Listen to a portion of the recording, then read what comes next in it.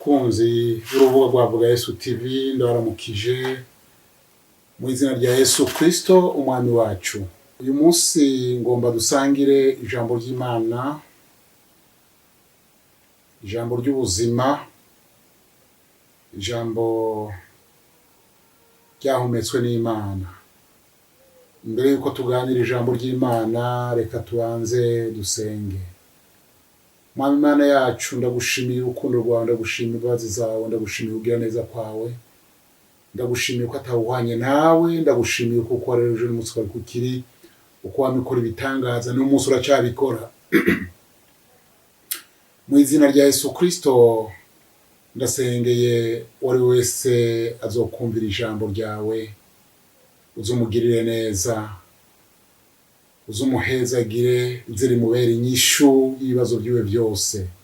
Urakoze nyakubahwa, urakoze kuri Imana ihambaye, Imana ishoboye, Imana y'icubahiro, Imana itananirwa. Mu izina rya Yesu Kristo niho ndabisabye, amen. Reka dusome ijambo ry'Imana riri mu gitabo c'Itanguriro. Itanguriro igice ni ca 25. Turasoma Itanguriro 25, duhere ku murongo wa 19. Itanguriro 25 ku murongo wa 19 turasoma mu izina rya Yesu Kristo. Umurongo wa 19 havuga ngo ukuvuka kwa Esau na Yakobo. Uru ni rwo ruvyaro rwa Isaka mwene Aburahamu. Aburahamu yabyaye Isaka. Isaka yari amaze imyaka 40 igihe yarongora Rebeka mwene Betueli umwaramu w'ipadaniramu, mushiki wa Labani umwaramu. Isaka atakambira Uhoraho kubwo umugore wiwe kuko atabyara. Uhoraho yumva ugutakamba kwiwe, umugore wiwe Rebeka asama inda. Abana basitanira mu nda yiwe, maze aribaza ati ko bimeze bitya, igituma nkiriho ni giki? Aragenda aja kubisiguza Uhoraho. Uhoraho aramwishura ati, inda yawe irimwo amahanga abiri, amoko abiri azokwitandukanya uhereye bakiva mu nda yawe. Ubwoko bumwe buzorusha ubundi inkomezi, kandi bukuru azoshumbira utoyi. Maze igihe ciwe co kubyara kigeze, asanga yari atwaye inda ya Mahasa. Reka tugeze ngaha kuri uyu murongo wa 34.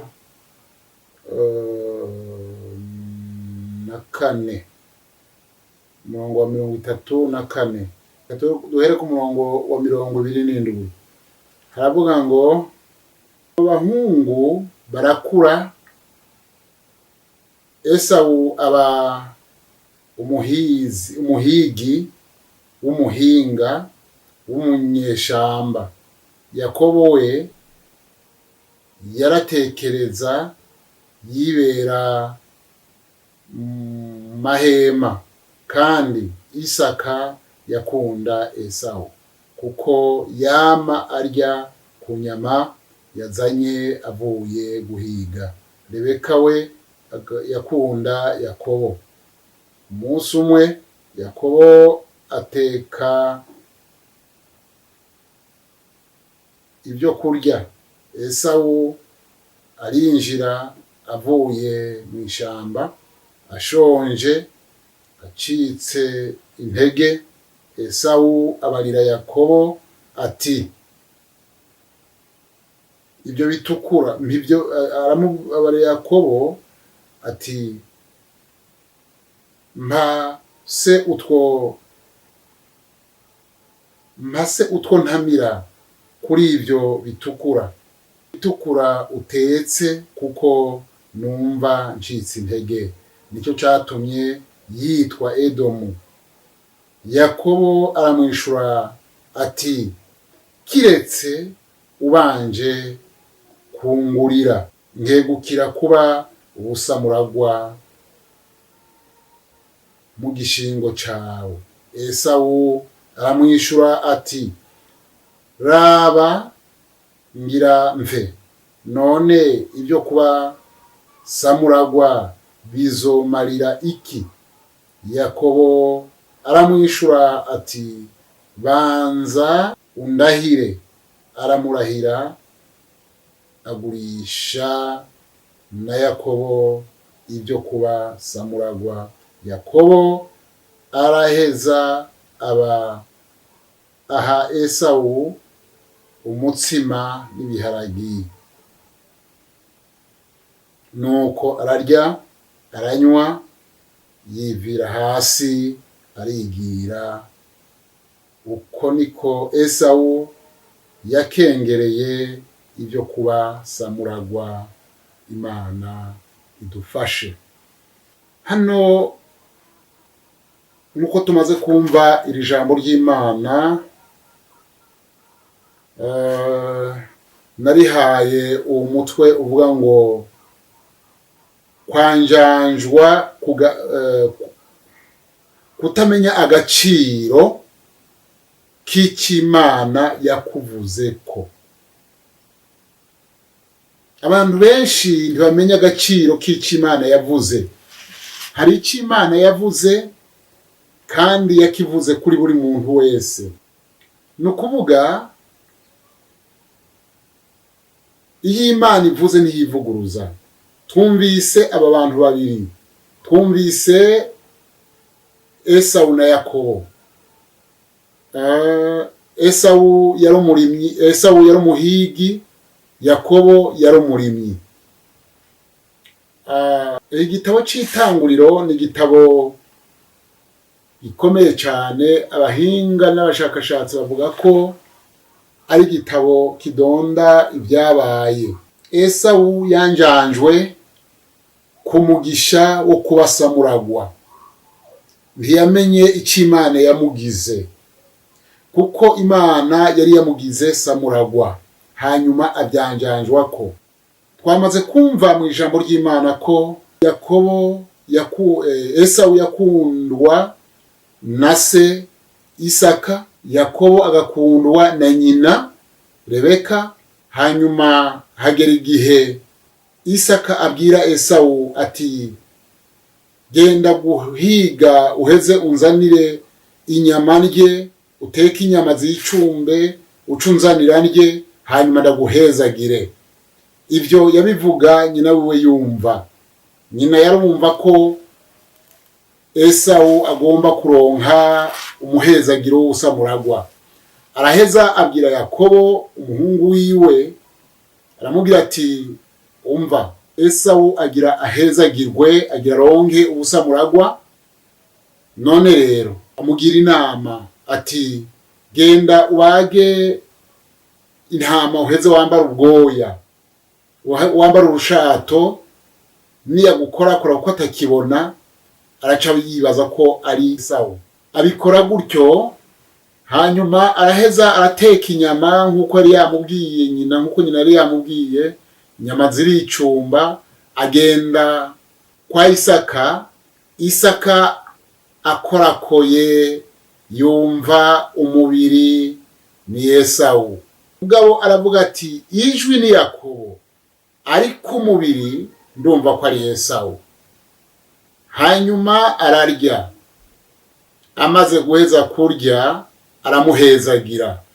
Amaze kumuhezagira, Esawu nawe arashika. ashikana za nyama. Azishikanye aramubwira ati nuvyukurye hanyuma umpezagire umumugisha. Se aravuga ati namaze guhezagira Yakobo kuko ntiyari yamenye ko yahezagiye Yakobo. Hano turabona ko hari ibintu bibiri ngomba turabire hamwe. Hariho ugukoresha ubwenge, hariho no gukoresha inkomezi cyangwa inguvu. Nukuvuga gukoresha ubwenge, Esawu yakoresha ubwenge, yakoresheje ubwenge. Nukuvuga Esawu yakoresheje ubwenge atankomezi ashizemwo. Yakobo yakoresheje inkomezi atabwenge ashizemwo. Nukuvuga hari abakoresha inkomezi atabwenge bashizemwo, hari n'abakoresha ubwenge atankomezi bashizemwo. Rero abakoresha inkomezi atabwenge bashizemwo bagereranywa na Esawu. Abakoresha ubwenge atankomezi bashizemwo bagereranywa na Yakobo. Esawu na Yakobo baramahasa mu rubyaro rwa Isaka na Rebeka. Baramahasa mu rubyaro rwa Isaka na Rebeka. Esawu yari umuhigi, Yakobo yari umurimyi. Umunsi umwe Esawu yagiye guhiga arabura, araheza agarukana inzara. Ashitse abwira Yakobo ati numpe kuri ibyo mbona bitukura, kuko Yakobo yari yatetse ibiharage. Yakobo yishura Esawu ati kugira ngo ndaguhe nanje numpe ubusamuragwa bwawe. Esawu yabonye ko kuba samuragwa ataco bimaze, yabonye ko kuba samuragwa ataco bimaze, yanjanjwe kuco Imana yari yaramugize. Esawu yagurishije ubusamuragwa kumvo yo kutamenya agaciro kabwo. Esawu yagurishije ubusamuragwa kumvo yo kutamenya ko hari icyo Imana yamugize. Esawu yagurishije ubusamuragwa kumvo yuko yanjanjwe ku isezerano ry'Imana. Esawu yagurishije ubusamuragwa kumvo yo kutamenya, kutagira ubwenge no kutiyumvira. Esawu yatumwe na se Isaka ngo aje guhiga ngo amuzanire inyama. acaza muhezagire. Igihe Isaka yatuma Esawu guhiga, Rebeka yaravyumva. Rebeka nyina we yaravyumva. Rebeka nawe aca agira inama Yakobo yo kurondera inyama kugira ngo atange Esawu, kugira ngo Isaka amuhezagire. Esawu yakundwa na se nkuko twavyumvise mu ijambo ry'Imana. Yakobo nawe yakundwa na nyina nkuko twavyumvise, kuko hari ic'Imana yari yaramubwiye. Kuri abo bana uko ari babiri byatumye agira umwete wo kubakurikirana. Uyu ni Rebeka. Rebeka hari icyo Imana yari yaramubwiye igihe yari afise inda yabo. Rero byatumye agira umwete wo kubakurikirana igihe bari bavutse, n'ingene bagiye barakura. Yarabakurikiranye, akurikirana icyo Imana yavuze arabe ko gishika, kugira ngo akomeze gusuzuma ko icyo Imana yavuze ari icy'ukuri. Yabakurikiranye kugira ngo akomeze gusuzuma ko Imana icyo yavuze ari icy'ukuri. rero iyo Imana ivuze ntiyivuguruza, iyo Imana ivuze irashitsa, iyo Imana ikoze ntikora nk'umwana w'umuntu. hari icyo Imana yakuvuze ko ariko ucanjanjwa ko nka Esawu yanjanjwe ku busamuragwa bwiwe kuko atatahuye agaciro kabwo. hari igihe umuntu yanjanjwa ku gakiza, Imana yamuhaye agakiza akakanjanjwa ko akakavamwo, ni ukuvuga agakiza ni ubusamuragwa, ni ukuvuga ngo uwakijijwe yarazwe ijuru. rero ntitukanjanjwe ku gakiza, niko umwanditsi w'igitabo c'Abaheburayo yavuze. rero ntukanjanjwe ku gakiza Imana yaguhaye, kuko Imana yaduhaye agakiza twabaye abaragwa b'ubwami bw'Imana. ubwami bw'ijuru ni ubwacu kuko twaronse agakiza. ntukanjanjwe ko rero, ntiwanjanjwe kuko Imana yakugize. Imana yakugize umwana w'ijuru, Imana yakugize umwana wayo. rero ntiwanjanjwe kuri ako gakiza Imana yaguhaye.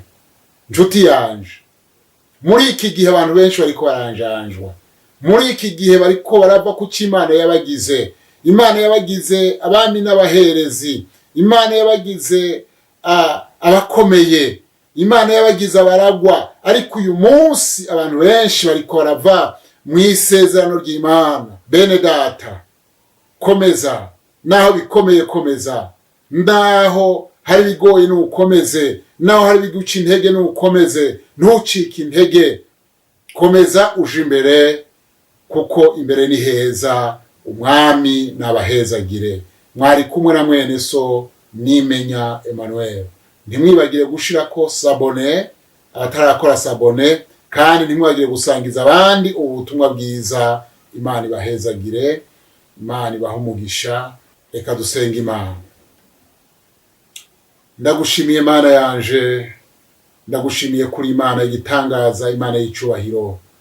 iri jambo uwarikurikiranye wese ukomeze kumuha umugisha, ukomeze kumuhezagira, izina ryawe rikomeze guhabwa icubahiro. urakoze Mwami Yesu, tubisenze mu izina rya Yesu Kristo, amen. ukeneye ko tuvugana, telefone kuri 69 967 05, telefone kuri 69 136 608, canke kuri 79 967 059, canke kuri 62 872 668. Yesu abaha umugisha.